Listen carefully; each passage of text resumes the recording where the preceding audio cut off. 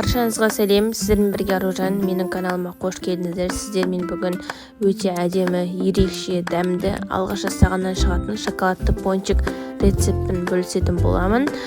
Бізге қажет ингредиенттер: сүт, сары май, ашытқы, қант, жұмыртқа және ұн қажет болады. Ең алдымен қамыр жасау үшін ыдысымызға жылы сүтімізді құйып аламыз. Одан кейін қантымызды салып және де құрғақ ашытқыны салып араластырып аламыз. Үстіне жұмыртқа және ерітілген сары майымызды салып жақсылап араластырып аламыз. Ұн саламыз. Ұнды салғанда бөліп салсаңыздар пончиктеріңіз жақсылап көтеріліп шығатын болады.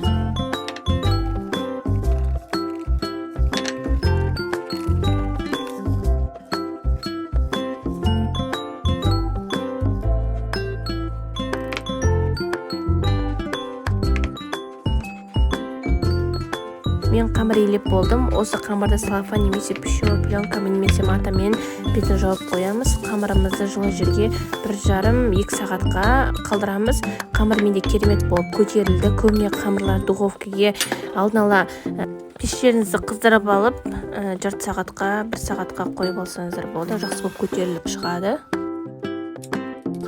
Видеода көріп тұрғандарыңыздай қамырымды екіге бөліп алдым.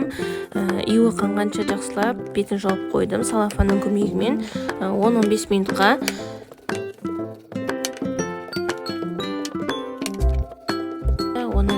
Егер сіздерде крем насадкасы бар болса, крем насадкамен жасасаңыздар болады. Немесе үйлеріңізде дөңгелек кішкентай крышка бар болса, крышкамен жасасаңыздар болады. Мен өзім крышканың көмегімен жасадым. Ондай насадка таппағандықтан.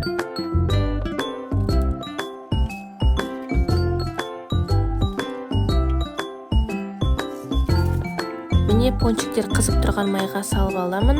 Сол майға батып тұруы қажет. Май міндетті түрде қызып тұруы қажет. Сол кезде жақсылап көтеріледі. Үлпілдек болып, әдемі болып пісетін болады.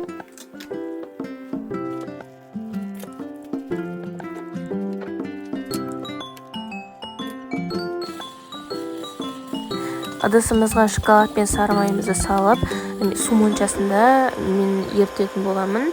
Оны үздіксіз ерітіп тұру керек, жиі араластырып тұру қажет. Егер араластырмайтын болсаңыздар, шоколад күйіп кетеді.